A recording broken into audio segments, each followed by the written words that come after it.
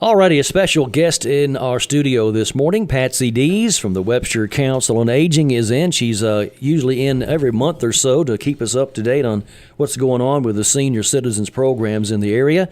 And Patsy, first of all, thanks for braving the weather to get here early this morning. Thank you for coming in. Thank you, Jesse, for allowing me to come in and talk about what's going on. And today is a very special day. Yes, it at is. the Council on Aging. We are having our annual meeting, and our members will come together. We have 6 board members that are rotating off the board of our 11-member board, and we are going to have to replace the 6 that we are losing. We hate to see them go because they were hard workers. Mm-hmm. They've spent 2 terms on the board, and it's changing time today. All right. Explain how this process works. You're having a meeting, you're naming, but how do board members get nominated? How do they become members of the board? We have a board development committee that meets, and they seek names in the communities because in our bylaws it states that we have a representative from each area of the parish. Mm-hmm. We are responsible for having 4 from the north end, and we have 7 from the south end, and they represent each of the little towns, villages, cities in Webster Parish. Mm-hmm. And today they will be replacing the 6 down here at Minden. Okay. And the board development committee has 6 names that they will offer up for nomination, and then we will take nominations from the floor because that is the way that the structure reads, and they will be added to the ballot. We will do a roll call, and we will everybody will get a ballot that is a member, and they will be able to vote, and then we'll tally the votes, and the new board members will be named.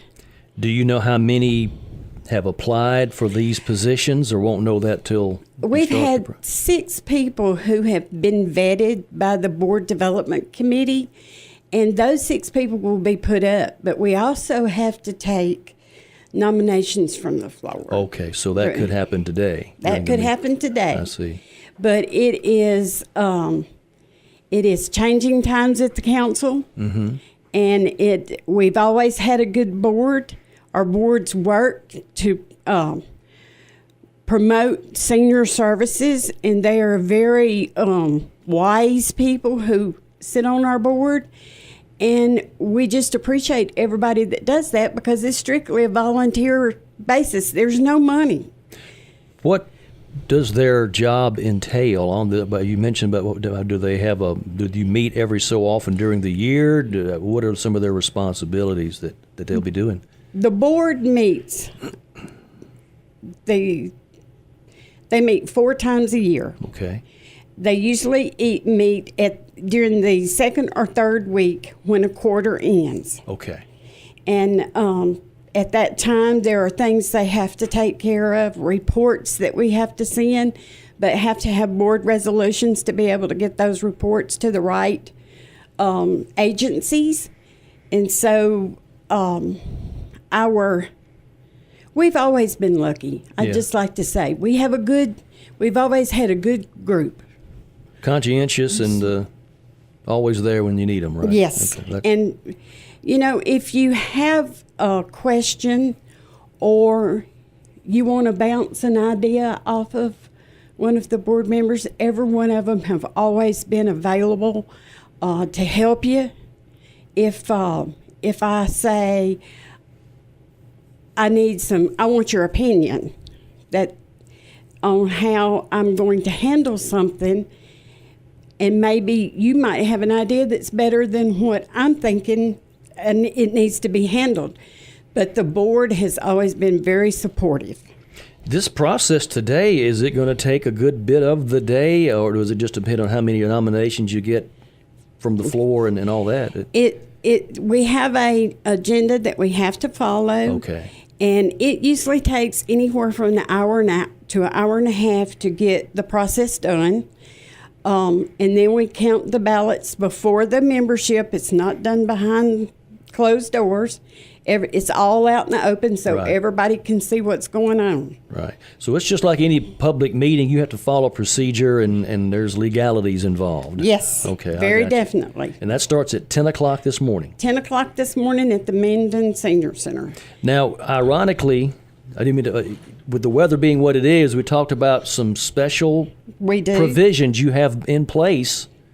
Yesterday, we ordered from our caterer the day before, and we got in 2 shelf-stable meals. And for the people who are enrolled with us, and especially those that are on our homebound programs, they were delivered a 2-day shelf-stable meal. In case all this rain that they're projecting is coming, they will have something to fall back on if they can't get out or somebody can't get out and go get them something, groceries or whatever. Well, they'll have something that they can fall back on to eat while everything's cut off if we happen to get that much rain. Right. And learned these lessons. Well, some of we learned last year with all the heavy rain. A lot of folks were sealed off for many, many days. Yes, they were, Jesse, and it gets a little when you never think about how it won't happen to me. Right. Everybody has that little, well, this is not going to happen to me, and then all of a sudden, places that flooded are places that never flooded before. Exactly. And all of a sudden, they're cut off. They can't they have no power. They have very little food in the house. They didn't prepare, or the person that they depend on wasn't able to come and get it for them before. Matt Cause, who is my program manager there, he came to me Tuesday, and he said, Miss Patsy, if the rain comes in like they say it's coming in, he said, we're going to have people that's going to need food. And I said, well, we had this little bit of money left over here, and so we can take and buy those chef-stable meals and get them out. So yesterday, our home delivered meals people were out delivering their meals, but they were also delivering those shelf-stable meals to our seniors so Right. they would have something. And if they don't need them today, down the road, they'll have something come in handy just in case. That's exactly right, Jesse, because on a chef-stable meal, we have to provide some type of meat. Oh, okay. So it usually has tuna. Tuna is a good chef-stable. Yeah. And then it normally has like a juice for the vitamin C, proteins, peanut butter and crackers, soup. That bag has a lot of stuff in it. Okay. More than you would actually stop and think about it, and it's all good stuff. Right. So better to have it and not need it than need it and not have it, right? Exactly right, Jesse. We were talking also with the weather situation. A lot of folks might think that their center, if the weather gets bad, or especially like if it's ice or heavier, that your place might be kind of desolate. But apparently, they fill that place up. They'd rather be there. You are exactly right. It doesn't matter what's going on out there. If they've got a clear shot to the center, they're coming.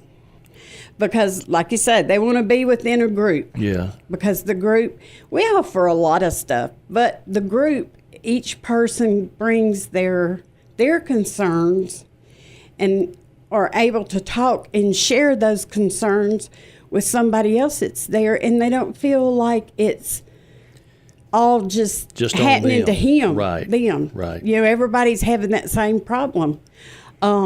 I talked to a couple of them yesterday, and one of my staff in particular to make sure that he's been working to get his roof repaired, and he's on a waiting list just like we've been on a waiting list in the north end with the roof repairs up there from the storm that happened back in late February, March.